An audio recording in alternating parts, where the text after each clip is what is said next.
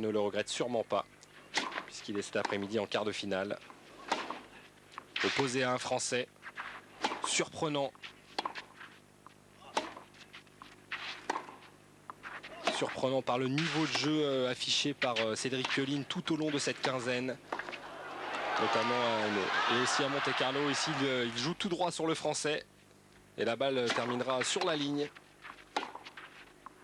Le Français dans ce second set se ressaisit, Cédric Pioline. Il pose beaucoup plus de problèmes à l'Allemand. Il le bouscule, notamment avec ce fameux revers, l'un des meilleurs au monde sûrement, surtout quand il le recouvre.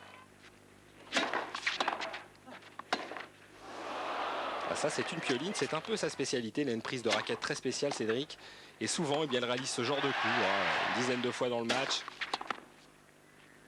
Mais la balle souvent, quelquefois, lui échappe. Superbe passing shot pleine ligne de la part de Michael Stich. Énième balle de break pour Cédric Pioline.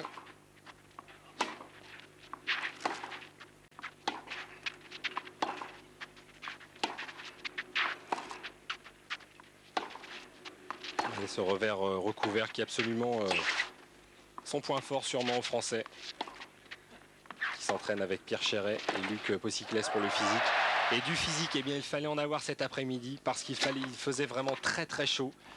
Les deux joueurs ont été au bout de leurs possibilités, comme au match précédent entre Rosset et Karbacher. Et bien, il sort cette balle, Michael Stich. Et la deuxième manche est pour Cédric Pioline. 6-4. Voilà, tout heureux, qui fait quelques gestes. Il faut qu'il prenne plus d'aisance, plus de place sur le terrain, Cédric Pioline. En 1h20, eh bien, il vient d'égaliser 4-6, 6-4. On se met alors à espérer du côté français. Yannick Noah est présent sur le court central. Le capitaine de l'équipe de France de Coupe Davis est venu voir son joueur, l'un de ses joueurs, puisque c'est le dernier, si même à Roland Garros.